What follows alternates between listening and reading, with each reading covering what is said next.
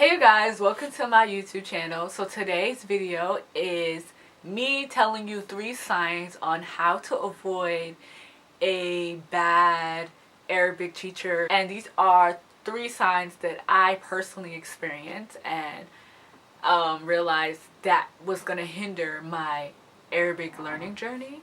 So number 1 is avoid teachers that do not use tashkil, which is vowels, when they're teaching the Arabic language to the student, especially because when you're in a beginning level, it's going to be very difficult for you to read because it's so many different possibilities of what the vowels could be. So your brain is like all over the place trying to figure out how should I pronounce these words.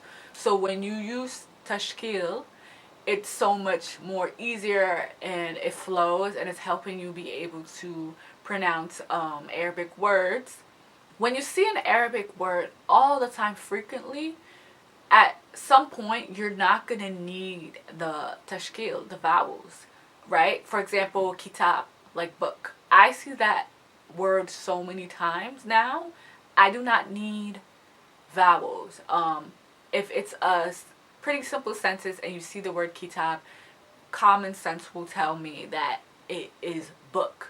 But if it's words, really extravagant words in Arabic, new words to you, and there's no vowels, it's going to be very difficult for you to process what you're going to read out loud or what you're going to say out loud.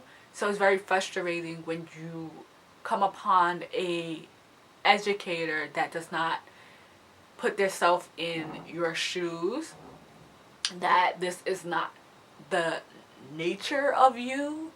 This is the nature of them just looking at an Arabic word without vowels. But we are babies. We are babies in the language, and babies that were not, did not grow up in an Arabic environment. So we really have to be, take baby steps to get to the point where eventually we can read words without the tashkil, without the vowels.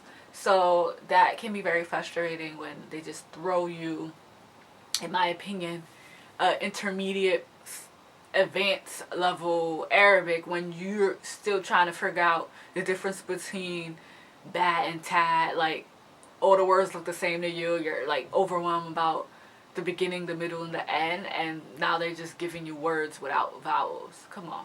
So that's my personal experience. So that is something that you can consider when you are having someone teach you, guide you through the Arabic language. If they don't understand that, maybe that person is not the right educator for you in your Arabic learning journey. So number 2, an Arabic tutor who kind of does not speak your native language or kind of refuse to speak your language. So I had a Arabic online tutor one time that I tried, and the initial lesson, she just introduced and just started speaking Arabic to me. She also did speak English, but she kind of spoke a lot of Arabic, and that kind of impressed me because I'm like, oh my god, like, it's putting me in pressure to actually practice the language. And that was like maybe the beginning of last year. So the things that I know now, I did not know then. So I was just trying my best to get into it.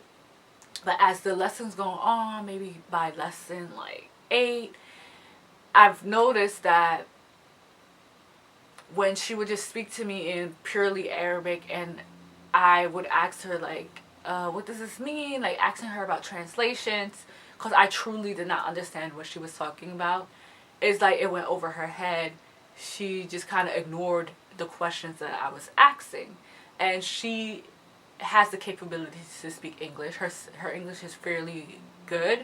So I feel like in that hour lesson, I spent a lot of time saying, huh, like being very confused and trying to clarify things within the lesson. But every time I asked her a question, it was like she was ignoring me, and she just continued doing what she was doing. And it was hard for me because I'm still processing a lot of words. So when I ask you to break it down, I expect you to do your best to try to break it down. But I felt like I was being ignored.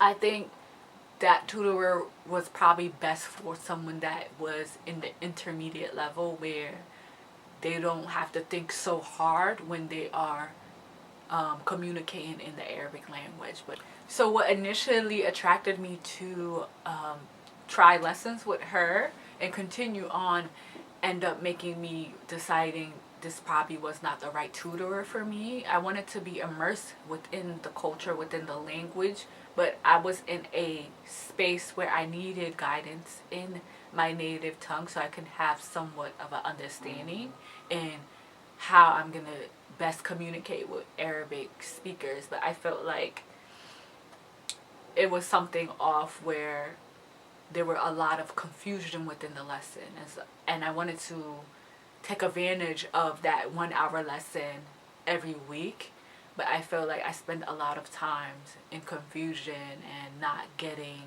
some type of guidance and answers from those lessons. I did learn a few things, but I felt like I had to concentrate super hard to get those little gems of the Arabic language. So I would encourage you guys to go with your gut feeling. If you feel comfortable with this tutorer or educator in the language that you're studying and things just kind of flow easy, things will be challenging. Obviously, you're not going to get everything right away, but if majority of the time things flow well with you and your tutorer, that is a sign that's a great tutorer for you. You don't want to feel confused 80-90% of the time when you have your Arabic lessons. So make sure you go with your gut feeling. Number 3, the third sign is if you're afraid to make mistakes with your tutor, teacher, educator, I do not think that's the right person for you.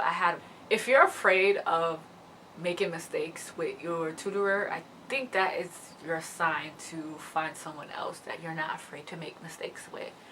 I had an experience with one of the tutors where she had a whole bunch of Arabic words that we had to practice to do verb conjugation, which I was a complete beginner with. So with past tense, present tense verbs, there are differences. So for example, they had prefix and suffix in these verbs. I think it was the present tense verbs. And she would introduce me to a new Arabic word. And I would be getting the prefix and suffix confused because I had to remember like the rules of what a suffix is, for example, in a masculine you pronoun verb, right? So I would try to remember what is the suffix for that, what is the prefix for the you masculine, based on whatever word she chose, right? But we would have all the pronouns listed that I had to manipulate the word to make it make sense to what the word was. Like for example,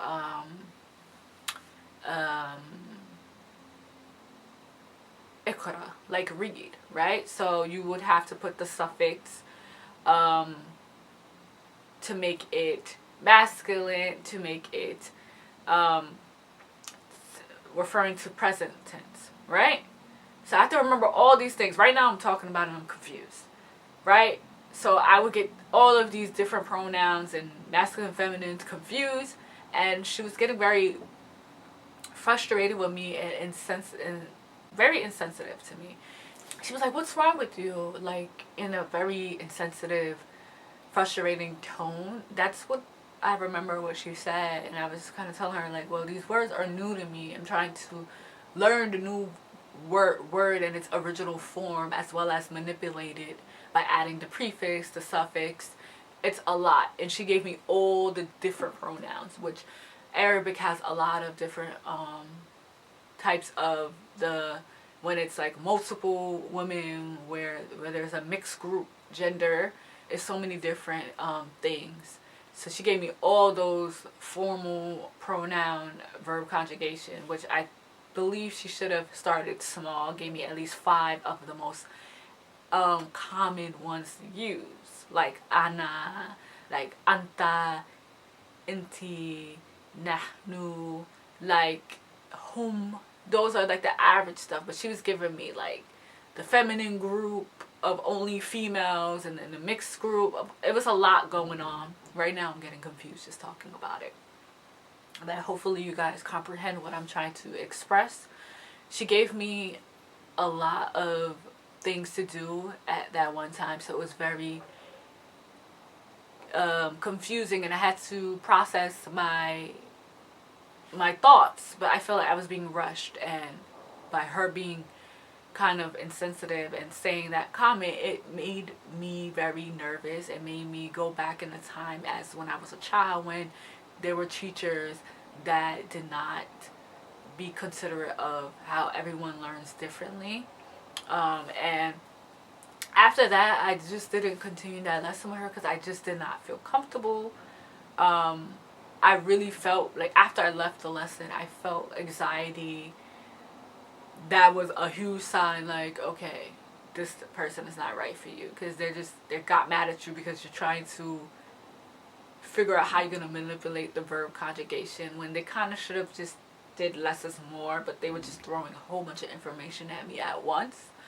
So long story short, if you're afraid to make mistakes with your tutor, teacher, educator,